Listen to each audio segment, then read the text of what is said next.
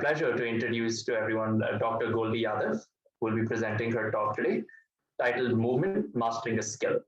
And just a quick introduction to Goldie Yadav. So Goldie Yadav is a postdoctoral research scientist at the Université Catholique de Louvain, Belgium. Pardon my French, I don't know if I got that pronunciation correct. She received her bachelor's degree in zoology from the University of Delhi and her master's and PhD in cognitive science from the Indian Institute of Technology, Gandhinagar. During her doctoral tenure, she was awarded the Fulbright Nehru Doctoral Fellowship to work at the National Institutes of Health in Maryland, USA. She is interested in understanding how humans acquire new skilled movements and the mechanisms that influence retention and generalization of such learning. Her work also explores the interaction between working memory and procedural skill memory. So wow, that's a lot. And take it away. It's all yours. All right. Thank you very much for giving me this opportunity to talk about this, and maybe this will inspire some young generation to take up some of this work in future, maybe. So that's the hope, and I hope you learn something from this talk. So today I'm going to talk about this unique ability that humans possess, and no other animal on this planet actually has that ability, and it's the ability to make skilled actions. And we make these actions seemingly automatically. It seems very effortless to us. And as society, we really value people who are able to make these movements. So when we watch some of those people make skilled actions, we watch them in awe. Now let me take you through some of the pictures, and I'm pretty sure that you will know that when we see these people doing it, we are astonished that how are they able to make these movements. So dancing, for instance, playing sport, cricket, everybody in India knows this, playing musical instruments and producing really nice melodious music, painting, using your hand to make these nice wonderful stroke of art, knitting, writing. We all learned this when we were young, and this is a very nice example of an ability to learn skill movements, where we just hold a pen or a pencil in our hand and we are able to do very fanciful calligraphy. And then let me show you this video. I hope it works. Yeah. So look at this man. Obviously this is in slow motion, and it just shows you the extraordinary ability that we have to juggle stuff which are more than two, which is our number of appendages, upper appendages, and we are able to do it effortlessly. And when we watch some of this, we always wonder how are we able to do this? How are we able to achieve this feat? And scientists like me are exactly interested in that question, how do we do this?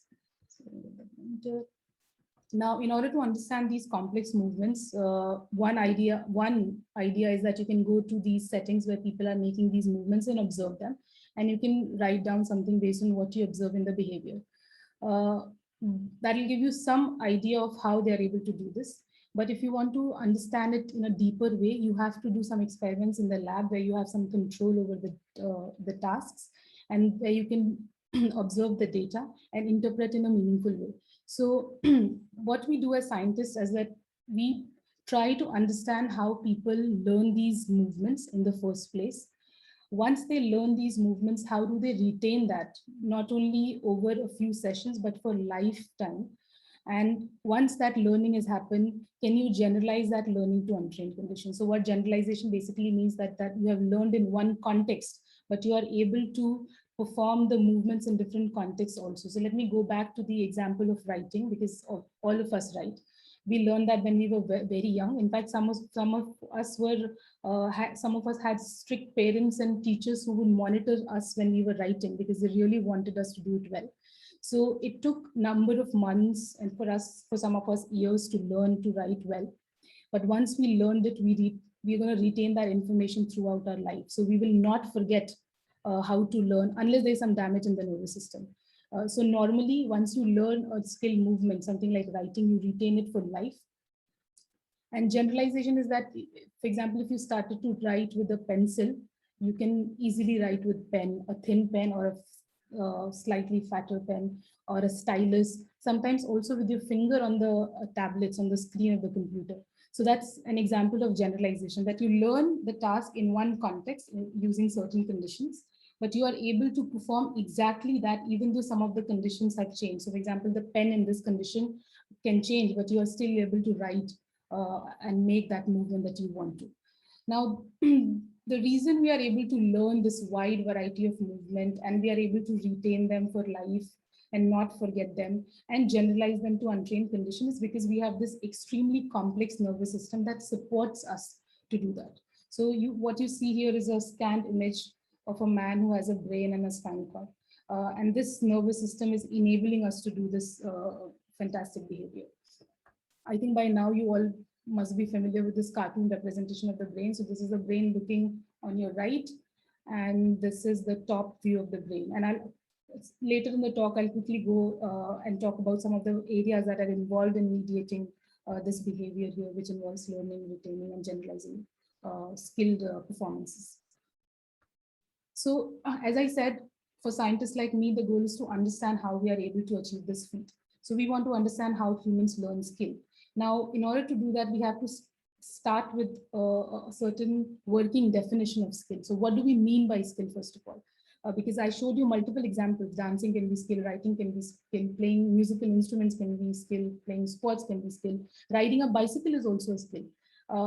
Now, in order to understand this and the core behavior, we define skill as an ability to make fast and accurate movement. So now take back all those examples that I gave to you just now and think about it. What are we actually trying to achieve? We are trying to make fast and accurate movement in all these scenarios. Otherwise, it doesn't really make sense. So if you're trying to juggle, if you try to be accurate and not be fast, you'll drop some of the stuff. Similarly, when you're trying to play cricket, and if your aim is to just hit the ball and be not fast enough, you'll never get a 4 or a 6 boundary in your shot. So skill learning basically means that the ability to make fast and accurate movement. Now, how do we do this? In the beginning, of course, it is very difficult. You can either be fast or accurate because you haven't learned the task. So what you are able to do is that you try to optimize one of these things. So you say to yourself, okay, let's just make faster movements. And then slowly you become accurate. Or you can use a different strategy, which is you tell yourself that let's just be accurate and then I'll become fast. So if you go back to the writing example, we would write very slowly. And I think some of us started writing English in the 4-line notebook. And there was a boundary which was specified. We couldn't overshoot the boundary. So we had to be inside those boxes. So we were trying to be very accurate and slowly we picked up the speed. For some people, they started very fast. They didn't care about those lines. And then somehow they became accurate as a consequence of training. So what you do when you're trying to learn skill is that either you increase your speed, you increase your accuracy, which in other words mean that you decrease your errors. And the third is that you increase your reaction time. So what this means is that you don't want to wait a lot before you initiate the movement. So if I give you the cricket example, if the bowler is coming towards you and throwing the ball, you don't want to take a lot of time, because what will happen is that you will miss the ball, it will go hit the stump. So you have to have a very quick reaction time. From the moment of seeing the object with which you have to interact, you have to prepare yourself to initiate the movement. So that's called reaction time or movement preparation time. Now, in the beginning, we are able to achieve one of these, but as learning progresses and as we become skilled, we are able to do all of this simultaneously. So we make fast movements, highly accurate, with very small reaction time. So we make faster movements. Now, let me just quickly show you how do we study this in the lab and what are the kinds of experiments that I have done in my own work. So if the goal is to understand how people make skill movements, we make a small version of the task. In the lab, we bring participants and we make them sit on this chair, which is comfortable for them. They have to make a movement on this white table that you see here. And there is this black screen on which the task instructions will be displayed. And what we do is that we stick some sensors on their arm, because this task involves moving the arm. So we put some sensors which are tracking movements. And then we just tell participants that this is the task and this is what they have to do. They just have to make free movements. That's a very simple setup. Now you can have different kinds of tasks where the goal essentially remains the same, that you test them on their ability to make fast and accurate movement. So what you do is that you devise different kinds of tasks to be able to capture that. So I'll show you some of the tasks that I have used in the past. You see a starting position. You always have to specify where to start the movement from for the participants. They are told that they have to go into that. So on the screen, you see this yellow dot that represents their finger. That's the position of their finger. So they go into the green circle by dragging either their finger, or if they're holding a stylus, they move the stylus into the green circle. Then they hear a tone, which is basically go signal. So in life, we always get the go signal to initiate our movements. And in the experiment, you just play a tone to give them the go signal. They see a target on the screen, and they are told that once they see the target and hear the go signal, they have to move to the target. Now, the way in which they have to move is that they have to make a fast movement, which is also which should also be accurate, which means that in this example, they see this blue circle on the screen. They have to go from the green to the blue, which means that they have to stop at the blue and not shoot the blue circle or undershoot the blue circle. So go and stop at the blue. And we give them a specified time, because otherwise they can take forever to do this experiment. So specify, you induce a constraint, a real life like constraint, that you have to finish the movement in the given time and you have to be accurate. So they do that. So you see the yellow dot moving on the screen, and then we give them a feedback. So here the triangle shows, the little purple triangle shows that they were in the target circle that we told them to be. The yellow square indicates that at the time that we want them to finish the movement, they were here and not in the target circle. So what this will give rise to is an error on the task. So this will result in an error which they have to reduce. So what they have to try to do is to move in such a way so that the triangle is in the circle, the square is also in the circle, because that will mean that they made fast as well as accurate movement. And then on any given movement, so they do some hundreds of movements like this, and they can have one of these target circles that will appear randomly. So it's like a game. So you are shown a blue target on the screen, you just have to move there, but the only condition is that you have to make fast and accurate movement. And after every trial, which is after every movement from green to the blue, we give them a feedback in terms of a score. So we give them motor error score. The goal is to bring it down to zero, as close to zero as possible, because that will indicate that you have learned the task. Now you can make this task even harder. So remember I said that in school we were forced to write in those 4 lines when we were trying to learn how to write English. So in the same task, you introduce this boundary which forces them to make a special kind of movement. And then the goal again is same, to make fast and accurate movement. We give them a feedback. Here, the square indicates a time in which they were supposed to finish the movement. So put the square in the blue circle. And this red line that you see on your screen is outside the boundary, which means that they made an error here. They went outside the boundary that we have specified, the yellow lines. And you can have one of these targets on the screen. And after every movement, you are given a score that you have to reduce. And if you are able to reduce that, that shows that you were able to learn the task. You can have some different kinds of tracing tasks also to assess motor skill learning ability in humans. So what you see here is there's a rectangle, participants go there, they see these 2 concentric lines on the screen. They are told that they have to make a movement within the 2 wings in a given time. And if they do that, we give them a feedback. Here we show that, look, this is the portion where you went outside the boundary, which means that you created some error on your movement. And this red circle indicates that at the time when we wanted you to finish the movement, your hand was here. So what you have to do is not go outside the boundary, put this red circle in the blue rectangle, which will mean that you were able to make fast and accurate movement. And again, if on every trial, we give them a motor error score, which basically indicates where they went out and if they were not able to finish the task on time. So this is a numeric value of this that we calculate in the experiment. You can make it even more fancier. So this is another tracing example, tracing task for motor skill. You start with the red circle here. You are told that you have to be inside the maze, avoid going outside the maze, and reach the blue target circle. You have to finish the task in a given time. And if you are able to do that, it means that you were able to learn the task in an accurate manner. So this is what participants do, for example, on a given trajectory. The green line indicates that they were inside the trajectory. The red line shows that they went outside in that portion of the trajectory. And this shaded portion here means that they were not able to finish the movement within the given time. So all the red line and this red shaded portion will give rise to motor error.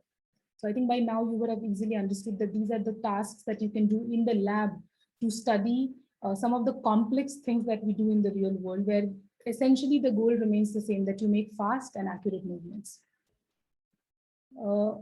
And you can have different versions of these trajectories to make it harder, to see how long participants take to learn it, and then if they retain the information or not.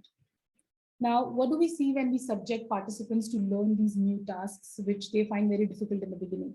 Are they able to learn, and are they able to retain and generalize? So let's look at some of the data. So first I'll talk about learning. Let's see if participants are able to learn these tasks. So this is a typical way of representing motor behavior, so motor learning data. If you start to read some papers, you'll see this graph. What is shown here is that on the y-axis, you have motor error. So all those numerical scores that I was giving my participants on each trial is indicated here on the y-axis. Whereas on the x-axis, you have number of trials that they do.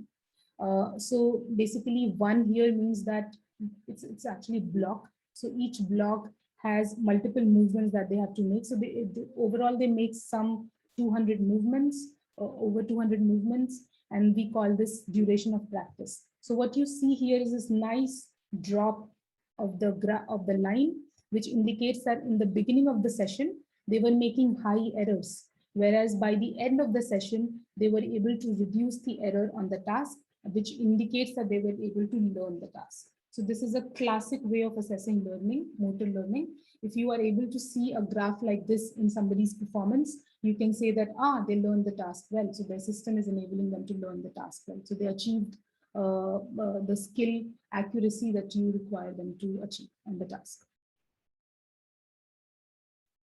Now, the question is, how do you learn the task? So what are you actually doing to learn this task to be able to be highly accurate and make faster movements? So when we look closer at our data, we see that, remember the 3 characteristics I defined in the beginning, which is make fast movements, make high accuracy movements, and reduce your reaction time so that you start moving as soon as possible.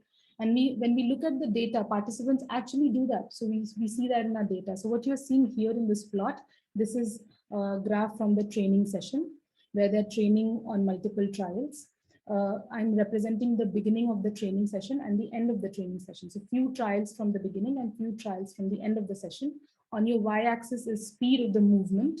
And these individual lines are individual participants, so data from individual participants. So what you can see is this nice increasing trend from the beginning of the session to the end of the session. So what this shows is that in the beginning, they were making slow movements, but at the end of the session, they were making faster movements. So they're able to achieve high speed movements slowly as a consequence of training. Here you see an opposite pattern for movement preparation time or reaction time. So what this means is that in the beginning, they're taking a lot of time to initiate the movement. So this is in millisecond on your y-axis. So they take a lot of time to initiate the movement because they're not sure what to do. But when they learn the task, they reduce that reaction time and they are able to quickly initiate the movement. And this shows that, this is the way they're learning the skill, which is by increasing their speed as a consequence of training and decreasing the preparation time as a consequence of training. Now, that was learning. And what about retention? So once you have learned the task, what happens after that? And people say that learning is only important when you are able to retain it, because the entire goal of the nervous system is that once you have learned and you have worked so hard to learn a task, it will be very stupid if you forget it. So a nervous system tries to retain as much as possible. There can be some forgetting if you don't practice enough or if you have not learned the task well enough. But do participants retain this newly learned task that we trained them on in our lab? The answer is yes, they are able to retain the task. So this is day 1 data. I showed you this previously. Here you see that there was this nice learning. In the beginning, they were making high errors, but by the end of the training session, they learned the task. In this experiment, we send them home. We say, go back home now after training, come back tomorrow at the same time, and we test them on the same task after 24 hours to see how much they retain this newly learned information. So when we when we test them after 24 hours, this is what we see. You see, in the beginning on day one, they were making errors which are close to 30, I mean above 30. But when they come back next day, their errors are not as much as they were on day one. So which means that there is retention of learning. So they are not forgetting the task entirely, because if they had forgotten, they would behave like this on day two as well. So they will behave, they have to learn the task from scratch. So their behavior will mimic exactly day one performance. So this is retention, shows that yes, once you learn the task successfully, that's important. You have to learn it successfully. If you have participants who do not learn the task at all, they will obviously not retain anything. So if you have somebody who has a flat line close to 30, they will not show retention, most probably. But if you learn the task well enough, you show some retention on subsequent test sessions. Now, what is interesting as scientists and also for general public is that can we enhance our retention? So it's always asked, can you increase your memory? And we ask a similar question in motor learning also, can we enhance our memory of the newly learned skill? The answer is yes, you can do different interventions after you have learned the task. And those interventions have shown to help enhance learning, enhance retention of the learned information. So people have shown that if you sleep after learning a new task, that helps you in consolidating the memory of the task, and that helps you in retaining that memory for a long time. If you perform the physical activity after learning a new motor task, you retain better. If you are given some electrical stimulation after you have learned the task, you show better retention later when you are tested. Now, we were also interested in this question, so we asked a very simple question that if we make our participants do deep breathing exercise, which forms a very core component of a lot of meditation techniques and yoga that comes from India, can we see some performance benefits as a consequence of that intervention? So what we did is that we got participants, we made them train on a task, on a motor skill task. And then after they have learned the task, we divide them into two different groups. Because if you have to do studies like this, where you want to understand the role of the intervention, you have to have a group which is not receiving the intervention so that you can do the comparisons. So we brought two groups of participants. I mean, we had a group of bunch of participants. They all learned the task. Then we divided them into two groups. So one is the blue group here and one is the red group here. I'll tell you which one is what in a bit. But here you see that both of them are learning the task in a similar manner. So both start with high error on the task, but during the learning, they both decrease their errors and they're able to learn the task. So by the end of the session, their errors are actually close to zero. Now, one of this group, and you'll guess which one it is given breathing exercise intervention for 30 minutes. So after they finish the motor task, they do this breathing exercise for 30 minutes. The other group is just resting for 30 minutes. They don't do anything else. They just rest in a quiet room. And then we test them on the motor skill task immediately after that. So what you see here is one group, which is the red here, is starting the performance at a very low error. So you see the errors are very, very close to where they ended on in the learning session. Whereas this blue group is showing some forgetting of the task. So their errors, although at the end of the session, they were here down below close to zero, when they do the task after 30 minutes, their errors are higher as compared to where they were at the end of the training session. This shows that there has been some forgetting from where they were at the end of the training, but of course they don't forget 100%. They retain some information, which is not as bad as they were in the beginning of the session, but they forget at least 50% of the information that they learned here. But this red group doesn't forget, they retain it. In fact, the retention is close to 100%. And this is the group that received the intervention here, which was the breathing exercise. So they did breathing exercise here for 30 minutes. And we say that that is the reason that has helped them retain the task well.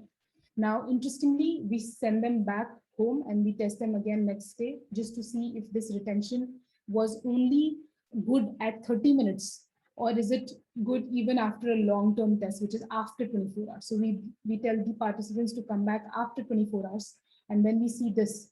So exactly the same as your 30 minutes retention data. The red group is retaining the information uh, as good as they were at the end of the learning session, whereas this blue group, which did not receive the intervention or they did not perform the deep breathing exercise, they are still showing some form of forgetting of the task. So this data just shows you that by just doing a very simple intervention, which is taking these deep breathing uh, practices, you can enhance retention of a newly learned information. And that's very cool because it makes a lot of excitement for people who are trying to learn new skills and for patients who have lost the ability to learn new skills. So it has a lot of potential for that population. Now, this was all about retention. And the third facet that I described about skill behavior is generalization. So can you generalize a newly learned information to untrained conditions? And here, again, we asked a very simple question that if you learn your task with one hand, can you transfer that learning to other hand or not? So it's called interlimb generalization, transferring it to other limb, the other hand. So we train participants on a motor task. This is their left hand. Yes, the blue is the left hand. You see, just like my previous, all the previous graphs, you see a characteristic learning curve, which is early on, there's high error, it drops down gradually, and then they make low error towards the end of the training session. Now you test the other arm, which never received training, no exposure to the task, and you test the right arm in this case. So when we test them on right arm, they have a very nice performance in the beginning of the session itself. So they are not performing as if they do not know the task with the right arm at all. So when they learn the task with the left arm, they transfer that learning to the right arm also. So right arm doesn't behave as if it never received the training, although it never, but it behaves as if it did receive some training, but it is coming from the left arm practice. Now we switched, we had a different group of participants who trained on the right arm. So this is the data. They all train on their right arm first. I'm showing you group averages. So these lines that you see is not just one participant. This is average of a number of participants. So this is the data of participants who train with their right arm. And then you test their left arm, which hasn't received the training at all. And you see the same pattern that they transfer the learning that happened here with the right arm to their left arm. And this just shows that you have a beautiful nervous system, an amazing nervous system that is able to achieve all these feats, not only learn the task, but also retain it and also generalize it to the untrained arm, which never received the training. Now, this is all skill behavior. I mean, I basically gave you the key facets of what skill behavior is, that you learn the task. Once you learn it, you retain it so that you don't forget it. You don't have to learn from scratch every day in the morning when you get up. You don't have to tie your shoe as if you're tying it for the first time. You are able to do it perfectly well. And then you are able to generalize it to untrained conditions. Now, this is all behavior. You can go a step further and you can ask a question about what is the brain area that is involved in the skill behavior. And that will take a lot of time. I will just give you a very key points about it. One key brain area that is involved in skill behavior is primary motor cortex. So it's this strip of, I don't know what to call it, coral color on the brain here that you see. This strip of tissue here is your primary motor cortex. So this is the brain looking on the left. If I give you a top view, this is it. You know that your brain has two hemispheres. So you have the primary motor cortices on both the hemispheres, this strip of tissue here. And this is the seat of skill behavior. In fact, most of your desired movements are actually originating from here. You have the neurons which are traveling from your primary motor cortex via your brainstem through your spinal cord to your muscles that you have to move. So once you desire to make a movement, the primary motor cortex, this is a very complicated diagram, but don't worry, I'll just make it very simple for you. So this is your cortex, which is a brain, a slice of your brain through the primary motor cortex. You have some neurons originating there. They will travel all the way down, meet some other neurons, form connections with them in the brain stem and other areas of your nervous system, go to the spinal cord, and then go to your effector, finally, the organ which you have to move, the muscle that you have to move. So this is a complex neurophysiology, but the kind of things that we are able to achieve is just amazing. And we don't really think about this complexity when we see people performing these complex movements. We think, they're doing it so effortlessly, so beautiful. But look at the nervous system that has to do all of this. It's very complex. It has to do a lot of computations in order to minimize error and increase accuracy.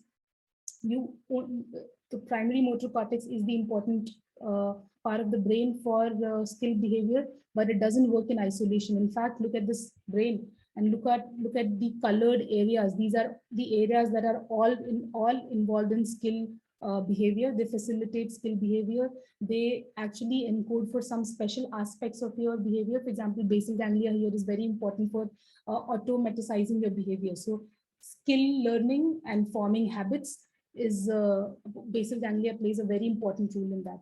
Addiction, doing addictive behavior, basal ganglia plays a very important role in that. Cerebellum, of course, you must have heard about this from some other people also, plays important role in making movements. And these areas talk to each other all the time. There are neurons that are traveling back and forth between these areas.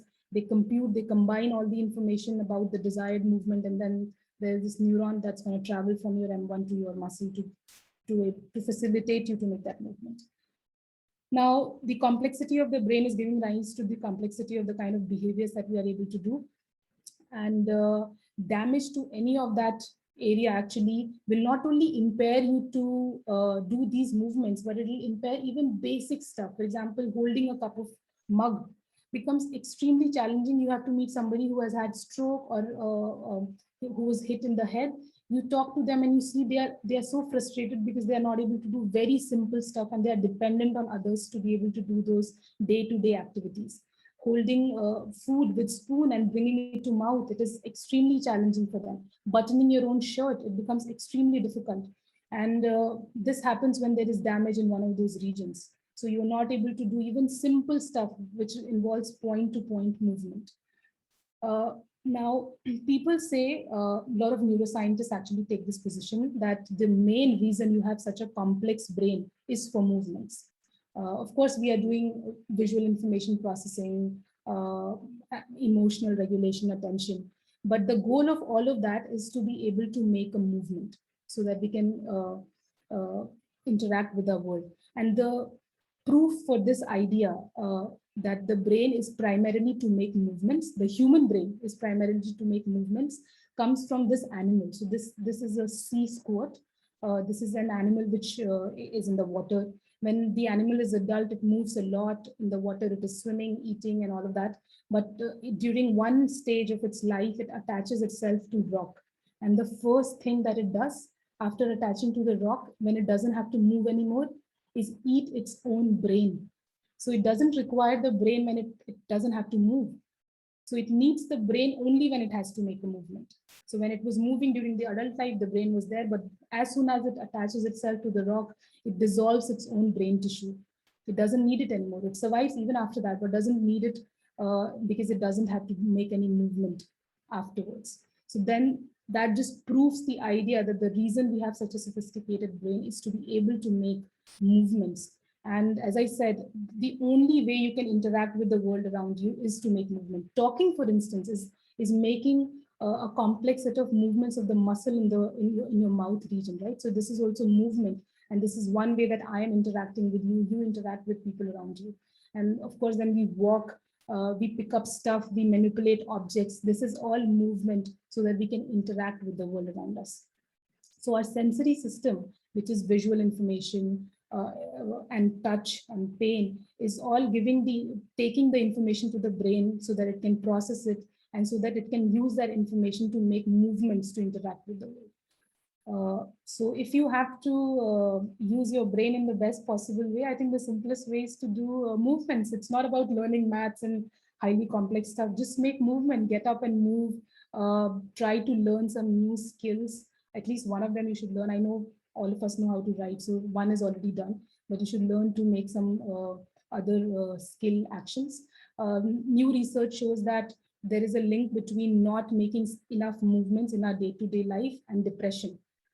Because if you think about it, that if the brain has actually evolved during these thousands of years to enable us to make movements, and today with all the technology and the fancy stuff that we have, where we don't have to make enough movements, we don't have to walk as much because we can take cars, we don't have to do dish cleaning because there's dishwasher for that.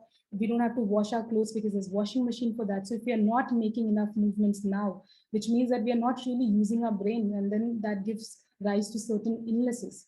So movement is very, very important. Do some physical activity that involves a lot of movements. And now, if after this talk, you are still curious by and fascinated by how we do this and how we are able to achieve so much of complex behavior in our life, I think I would say congratulations. You have the #1 most desirable trait to become a scientist. And if you are curious about any of this, you can be a neuroscientist in the future.